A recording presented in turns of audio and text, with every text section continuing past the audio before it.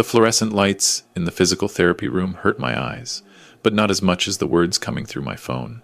Dad, we need to talk about your living situation.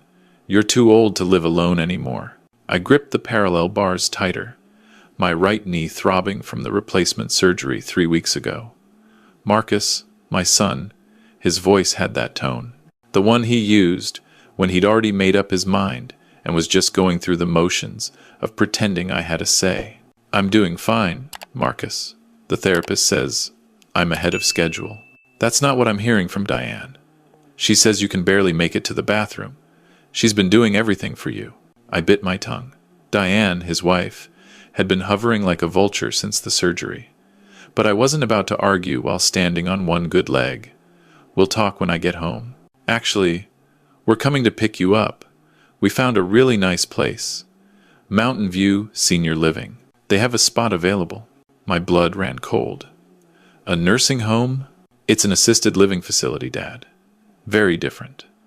They have activities, medical staff, on-site, everything you need. I don't need... We'll see you in an hour. He hung up. I stared at the phone in my hand, watching my physical therapist, Karen, walk over with concern written across her face. Everything okay, Robert? Was it? I'd spent 30 years running into burning buildings, pulling people out of wrecked cars, saving lives across Denver and the surrounding mountains. I'd raised Marcus alone after his mother died in a car accident when he was 12. I'd paid for his college, helped with the down payment on his first condo, bailed him out more times than I wanted to count. And now, barely 3 weeks after knee surgery, he was talking about putting me in a home? Yeah, I lied. Just family stuff. But as I hobbled through my exercises, something nagged at me. Marcus had moved in temporarily to help during my recovery. That was 3 weeks ago. In that time, I'd noticed little things. How he answered my phone and told people I was sleeping. How Diane had reorganized my kitchen, my bathroom, my entire house without asking. How my old firefighter buddies from Station 19 had stopped coming by when they used to visit every week. You're too old to live alone. I was 62. I'd just completed a volunteer rescue training course 2 months before I blew out my knee on a hiking trail. Too old? The words felt like acid. Karen helped me to the chair. Robert, I have to tell you something. Your daughter-in-law called here yesterday. I looked up. Diane? She asked about your cognitive status, whether you were showing signs of confusion or memory loss. Karen's expression was carefully neutral, but I could see the question in her eyes. What did you tell her? The truth. That you're sharp as a tack and doing excellent in therapy. She paused. But Robert, that's not a normal question for family to ask, unless they're concerned about something specific. Has anything happened? My mind raced. Cognitive status, memory loss. Why would Diane ask about that? Unless... No, I said slowly. Nothing's happened. But everything was about to. Marcus and Diane picked me up an hour later. The drive to see Mountain View took us past my house in Lakewood. My house, where I'd lived for 30 years, where I'd raised my son, where every corner held a memory of my late wife, Sarah. We're not going home first? I asked from the back seat. We thought you'd want to see the facility while we're out, Diane said brightly. Too brightly. They're holding the spot, but only until end of business today. A spot. Like I was a piece of furniture that needed storing. Mountain View Senior Living was nice. I'll give them that. Clean, bright, smelled like pine and institutional laundry instead of the urine and decay I'd always associated with nursing homes. The director, a woman named Patricia, gave us the tour. Private rooms, physical therapy on site, meal plans, activities. And Mr. Castellano, we have several other retired first responders here. You'd fit right in. I nodded, smiled, played along, but I was watching Marcus and Diane, the way they exchanged glances, the way Diane touched Marcus's arm when Patricia mentioned the costs, the way Marcus's jaw tightened. How much is it? I asked. We can discuss that later, Dad. How much? Patricia named a figure that made my stomach drop. $4,500 a month. I had good insurance, a decent pension, but that would drain my savings in a year. Of course, Many of our residents finance this through home sales, Patricia said smoothly. We have excellent relationships with several real estate agents who specialize in quick sales. There it was, home sales.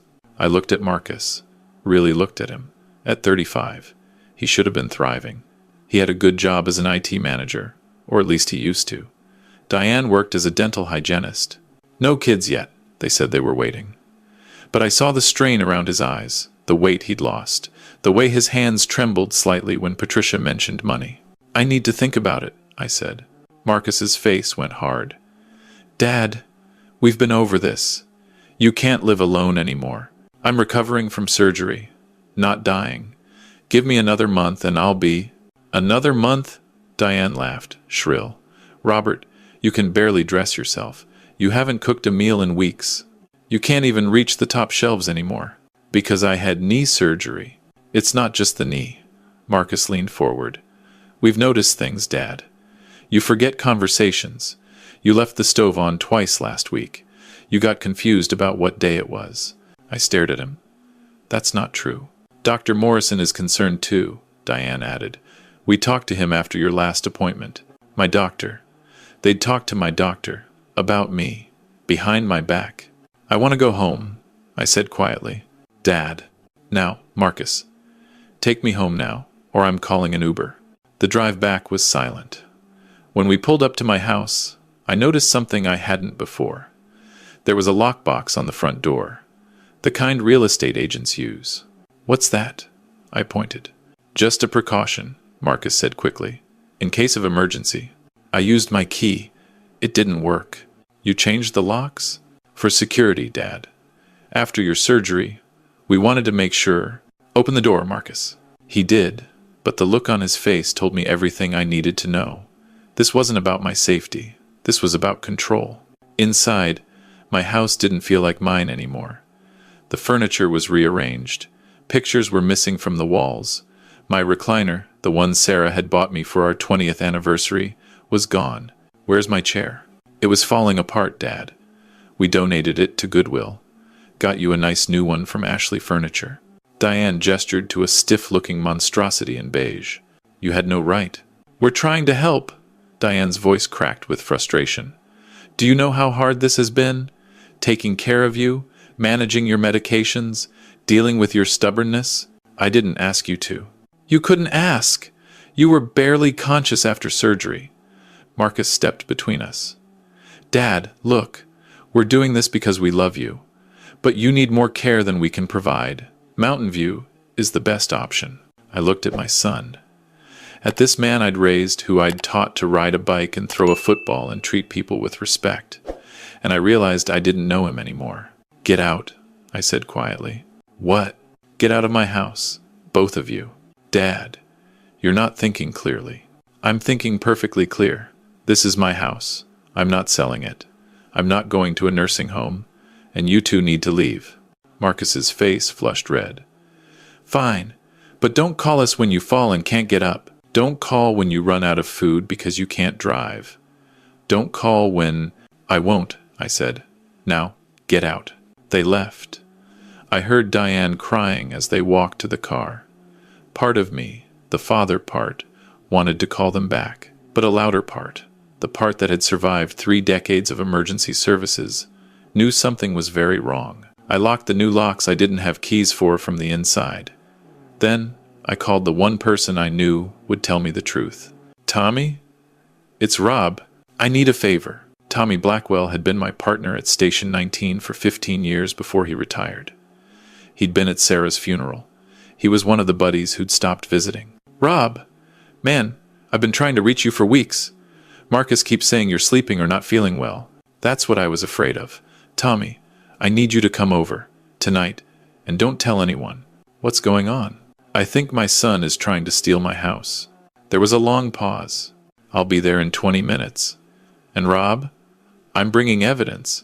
Tommy showed up with a folder full of papers and his daughter Claire, who was a lawyer specializing in elder law. They sat at my kitchen table, the same table where Sarah and I had hosted countless dinners, and laid out the truth. It started about 2 months ago, Tommy said. Marcus called me. Said you were getting forgetful. That you didn't want visitors because you were embarrassed about your condition. I never said that. I know that now. But he was convincing, Rob. He had details. Said you'd forgotten our birthdays. That you couldn't remember stories you used to tell. He said you'd asked him not to tell anyone because you were proud. That sounded like something I'd do, which made it a perfect lie. Claire opened her folder. Mr. Castellano, we need to go through some things. Have you signed any documents lately? Power of attorney? Medical directives? Anything? No, nothing. Are you sure? Sometimes they slip things into hospital paperwork. I thought back to the surgery. I'd been pretty out of it on pain meds those first few days. I signed admission forms. Standard stuff. Do you have copies? Marcus handled all that. Claire and Tommy exchanged looks. What? I demanded. Rob, Tommy said carefully. 3 days ago, a real estate agent posted your house on several senior living community boards, saying it would be available soon, owner moving to assisted living, quick sale needed. My heart hammered. That's not possible. I never agreed. There's more. Claire pulled out printed screenshots. This is from your son's Facebook page. He's posted several times about the difficult decision to move his father to memory care, about how hard it is to watch a parent decline. He's building a public narrative. Memory care. Not even assisted living. Memory care, where they put people with dementia and Alzheimer's. He's lying. I don't have dementia. I'm not declining. I had knee surgery. We know, Claire said gently. But he's creating a paper trail. If he can get a doctor to say you're incompetent, if he can show you're living in unsafe conditions, if he can demonstrate that you need more care than you're receiving, he can petition for guardianship. The room spun. Guardianship? It would give him legal control over your person and your property. He could make medical decisions for you. Financial decisions. He could sell your house without your consent. That's insane. I'm sitting right here. I'm fine. But he's been telling everyone you're not fine. He's isolated you from friends. He's talked to your doctor, your physical therapist, probably your neighbors. He's building a case. Tommy put a hand on my shoulder. The guys at the station were worried. That's why I started digging. Jake tried to visit you last week. Diane told him you'd had a bad night, that you didn't recognize her that morning. That never happened. I know, buddy. But that's what she told him. And she was crying, real tears, talking about how hard it is to watch you fade. Fade. Like I was already dead. Why? The word came out broken. Why would Marcus do this? Claire hesitated. Mr. Castellano, are you aware of your son's financial situation? He has a good job. He's always been responsible with money. He was fired from his job 6 months ago. Did you know that? The room tilted. What? He was let go for missing work. He and his wife are 3 months behind on their mortgage. They have $40,000 in credit card debt, and she pulled out another paper. He has a gambling problem. He's banned from 3 casinos in Black Hawk. I couldn't breathe. My son. My boy. The one I'd raised, to be honest. To work hard. To take responsibility. Your house is worth about $450,000, Claire continued. If he could get guardianship, put you in Mountain View, and sell the house, that would solve all his problems. But he's my son. I know. Tommy's voice was thick. And that's what makes this so hard to believe. But Rob, we've seen this before. Financial desperation makes people do terrible things, even to the people they love. I sat there, in my kitchen, in my house, and felt something crack inside me. Not break, crack, like ice before it shatters. What do I do? Claire opened her briefcase. First, we protect you legally. I need you to sign some documents. A new power of attorney naming someone you trust. A medical directive making your wishes clear. A revocable living trust, protecting your assets. Then, Tommy said, we gather evidence. Because if Marcus is doing what we think he's doing, he's committed several crimes. Fraud, elder abuse, attempted theft. I looked at my old friend, at this man who'd run into fires beside me, who'd saved my life twice, and I'd saved his 3 times. You think my son belongs in jail? I think your son needs help, Tommy said carefully. But first, We need to stop him from destroying your life, to save his. Over the next 2 weeks, while Marcus and Diane thought I was considering Mountain View, I worked with Claire and Tommy. We installed cameras around my house, tiny things, invisible, that recorded everything. We recorded Diane telling the mailman I had Alzheimer's and shouldn't receive bills anymore. She tried to redirect my mail to their address. We recorded Marcus on the phone with my doctor's office, lying about symptoms I supposedly had. Confusion, wandering, aggression. We recorded them going through my files in the study, looking for bank statements and insurance policies. And we found the forged power of attorney. It was hidden in a drawer in the guest room where they'd been sleeping. A perfect forgery of my signature, dated the day after my surgery, when I'd been on heavy pain medication. It gave Marcus complete control over my medical and financial decisions. "This is a felony," Claire said when she saw it. "This isn't just unethical. This is criminal." "What about Diane?" I asked. "Is she part of this or just following Marcus's lead?" Tommy pulled up text messages we'd recovered from the cloud. Marcus had been locked into my phone one day and never logged out of his backup. The texts between Marcus and Diane were damning. "We can get $450K for the house easy. Use $150K to pay off our debts. Put him in Mountain View for a year with another $50K. That leaves us $250K to start over. What if he fights it? He won't have a choice. With the POA and Dr. Morrison's notes, we can get emergency guardianship. He'll be in Mountain View before he knows what hit him. I feel bad about this." "Don't. He'll be taken care of. This is better for everyone." I read those messages sitting in Claire's office, and something inside me finished shattering. My son wasn't confused. He wasn't misguided. He was calculating. He'd planned this. He'd created a false narrative, isolated me, manipulated doctors and friends, forged legal documents, all to steal my house and lock me away. "What's the next step?" I asked quietly. Claire looked at me with something like pity. "That depends on what you want, Mr. Castellano. We have enough evidence to press charges. Marcus would likely face jail time. Diane, too, if we can prove she was complicit and not just following his lead. Or we handle this privately. Confront them, make them leave, get a restraining order. No police, no public record." I thought about that. About my son in jail. About Sarah looking down, seeing what her boy had become. About the embarrassment, the whispers, the news stories. Retired firefighter's son arrested for elder abuse. But I also thought about the alternative, about letting him get away with it, about what message that sent, about the next elderly person he might target if his plan had worked. "There's a third option," Tommy said. "We set a trap. We let them think they've won.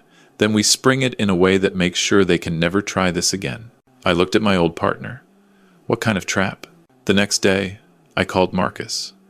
"I've been thinking about Mountain View. You're right. I do need more help than I've been willing to admit." The relief in his voice was almost heartbreaking. "Dad, that's great. You're making the right choice. I want to do this right. I want my affairs in order. Claire Blackwell, Tommy's daughter, she's been helping me with some legal stuff. Estate planning, medical directives. I want you there for the meeting." "Of course, Dad. Whatever you need. Tomorrow, 2 p.m., at Claire's office downtown. We'll be there." The next day, Marcus and Diane arrived at Claire's office in their best clothes. Marcus was smiling, relaxed. Diane held his hand. They thought they'd won. Claire's conference room was set up like a formal meeting. She was there, crisp and professional. Tommy was there, in his dress uniform from his fire department days. And Judge William Santos was there, an old friend who'd agreed to observe. "Thank you for coming," I said as Marcus and Diane sat down. "I know this hasn't been easy on anyone. We're just glad you're being reasonable, Dad." "I want to go through some documents," Claire said, sliding papers across the table. "Making sure everyone understands Mr. Castellano's wishes." She laid out several forms, advanced medical directives, a new will, a living trust. "All of these need to be signed and witnessed," Claire explained.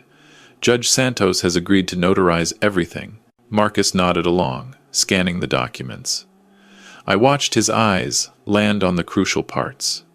The trust that put my house beyond anyone's reach. The medical directive that specified Tommy as my healthcare proxy, not Marcus. The will that left everything to a charity, with only a small personal bequest to Marcus. His face went white. What is this? My wishes, I said calmly. This cuts me out. This gives Tommy control. This, he looked at Diane, panic in his eyes. Marcus, Claire said quietly. Did you really think we didn't know? Know what? She slid another document across the table. The forged power of attorney. We know you forged this. We know about the real estate agents. We know you've been lying to Robert's doctor, his friends, his neighbors. We know about the gambling, the debt, the plan to sell his house and lock him in Mountain View. Diane stood up. We're leaving.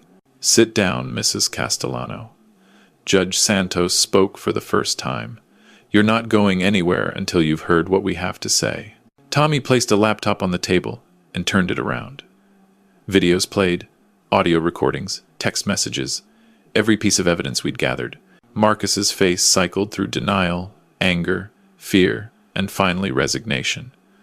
Dad, I can explain. No, I cut him off. You can't explain this, Marcus. You can't explain forging my signature. You can't explain lying about me having dementia. You can't explain planning to steal my house and lock me away in a nursing home. I was desperate. We were going to lose everything. So you decided to take everything from me instead? Diane was crying. We weren't going to hurt you. You'd be taken care of at Mountain View. You'd be safe. Safe? I stood up, and my knee ached, but I didn't care. You wanted to lock me in a facility, take my house, and abandon me there. You told people I had Alzheimer's. You told my friends I didn't want to see them. You isolated me, manipulated me, and forged legal documents. That's not safety. That's elder abuse. What are you going to do? Marcus whispered. Claire answered. That depends on your cooperation. Right now, Mr. Castellano has enough evidence to press criminal charges. Fraud, forgery, conspiracy, attempted theft. You'd both be facing significant prison time. But, Judge Santos added, Mr. Castellano is willing to offer an alternative. I pulled out 2 documents. These are restraining orders. You stay 500 feet away from me at all times. You never contact me, never come to my house, never speak to my friends or doctors. You leave my life completely. And, Marcus's voice cracked, and you check yourself into Gamblers Anonymous. Today, you attend meetings for a minimum of 1 year. You get financial counseling. You fix your marriage and your life.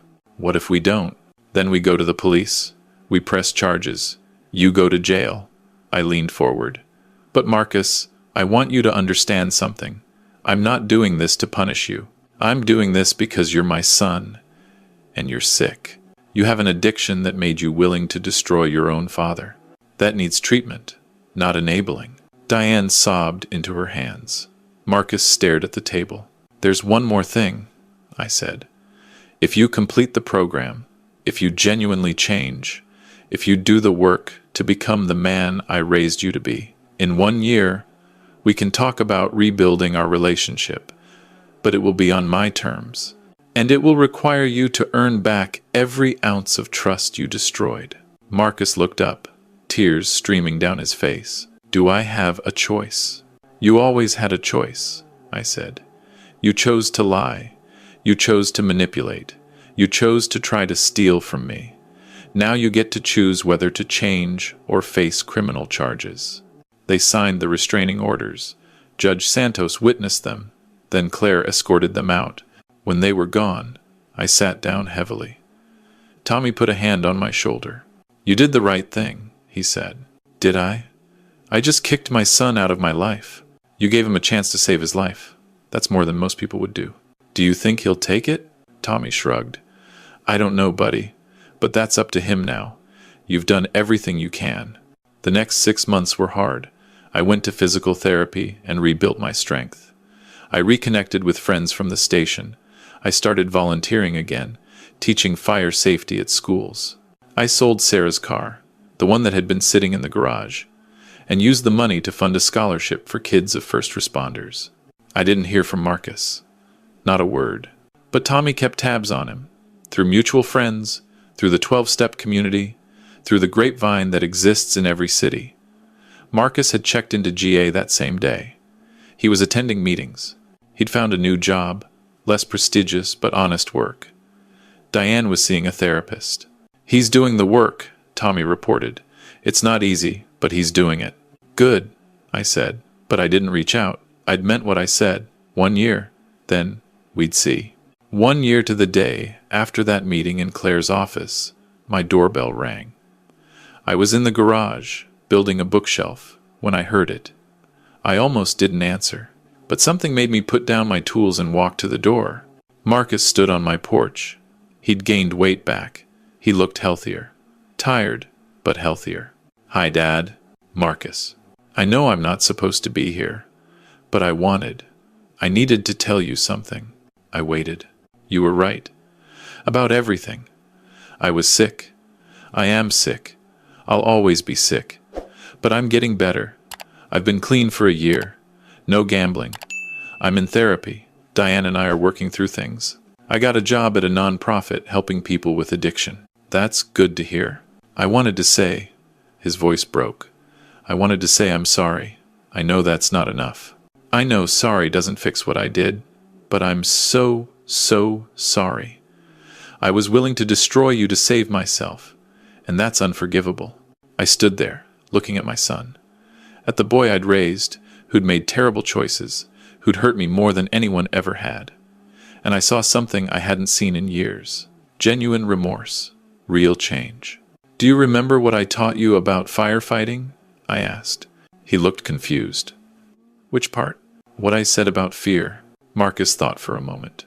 Then, quietly, "You said fear is information. It tells you something's wrong.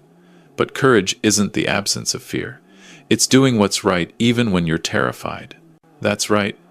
You were terrified of losing everything. The fear gave you information. You were in trouble. But instead of doing the courageous thing, asking for help, facing your addiction, being honest, you did the cowardly thing. You tried to solve your problem by creating a bigger problem. I know, but you're here now. That took courage." Marcus wiped his eyes. "What happens now?" I thought about that. About forgiveness and consequences. About love and boundaries. About the kind of father I wanted to be, and the kind of man I needed my son to become. Now we start over, slowly. Coffee once a month. Public places, supervised by Tommy if you want. We rebuild trust one brick at a time. And if you relapse, if you lie, if you manipulate even once, we're done. Forever. I understand, do you? Because this isn't a second chance, Marcus. This is your last chance. There won't be another one. I know, Dad, and I'm not going to waste it. I opened the door wider. "Come in. I'll make coffee." But we're sitting in the living room where the cameras can see us. He nodded. I deserve that. As we sat there, drinking coffee in awkward silence, I thought about Sarah, about what she'd say if she could see us now. I think she'd be sad, disappointed, but also hopeful, because people can change. Not all of them, not always, but sometimes.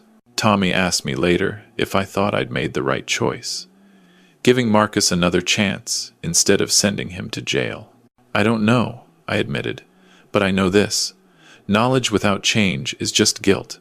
Marcus knows what he did was wrong. He's carrying that guilt every day, but he's using it to change. That's the difference between redemption and regret. What if he backslides? Then we deal with it. But I'm not going to punish him for a relapse that hasn't happened. I'm going to give him the chance to prove he's serious about being better. You're a better man than most, Rob. No, I said. I'm just a father who remembers what it's like to be given a second chance when you don't deserve one. It's been 2 years now. Marcus and I have coffee twice a month. He's never missed an appointment. He's still in therapy, still in GA. He and Diane are doing better. They had a baby last month. My first grandchild. Marcus asked if I wanted to meet her. I said yes. When I held that little girl in my arms, looking at my son's face, seeing the fear and hope there, I realized something. Marcus hadn't just been sick with addiction. He'd been sick with the disease we all carry, the belief that we can control everything, that we can solve our problems without asking for help, that we're alone in our struggles. I'd had that disease too, when Sarah died. I'd tried to be strong, to not burden Marcus with my grief, to handle everything on my own. Maybe that's where he learned it. Maybe that's what I'd taught him without meaning to. "She's beautiful," I said, handing the baby back. We named her Sarah, after Mom. I felt tears sting my eyes. She would have loved that. "Dad, I want you to be part of her life. If you're willing." I looked at my son. At this man who'd betrayed me, hurt me, tried to steal everything from me, and who'd clawed his way back from the edge of destroying himself, who'd done the hard work of changing, who'd earned, brick by brick, the right to be called my son again. "I'd like that," I said. As I drove home that night, past the mountains that had been my home for 62 years, past the fire station where I'd spent 3 decades, past the church where I'd married Sarah and buried her, I thought about revenge and forgiveness. Revenge is easy. Punishment is easy. Cutting people off is easy. What's hard is holding people accountable while still offering them hope. What's hard is demanding change while believing change is possible. What's hard is loving someone enough to let them face consequences, and loving them enough to welcome them back when they've earned it. I don't know if I made the right choice. Maybe I should have pressed charges. Maybe I should have cut Marcus out of my life forever. Maybe I'm a fool for giving him another chance. But when I look at that little girl, my granddaughter Sarah, I think about the world I want her to grow up in. A world where mistakes can be redeemed, where addiction is treated, not just punished, where families can break and heal again, and that's okay. Where being too old to live alone doesn't mean being too old to make your own choices. That's the world I fought for as a firefighter. That's the world Sarah believed in. And that's the world I'm going to keep fighting for, one difficult choice at a time. Because in the end, the hardest fires to fight aren't the ones in burning buildings. They're the ones in human hearts. And sometimes, the only way to put them out is to let them burn, to watch from a safe distance, and to be there with water when the person inside is finally ready to let you help. Marcus is ready now. It took him hitting rock bottom. It took me almost losing everything. But he's ready. And so am I.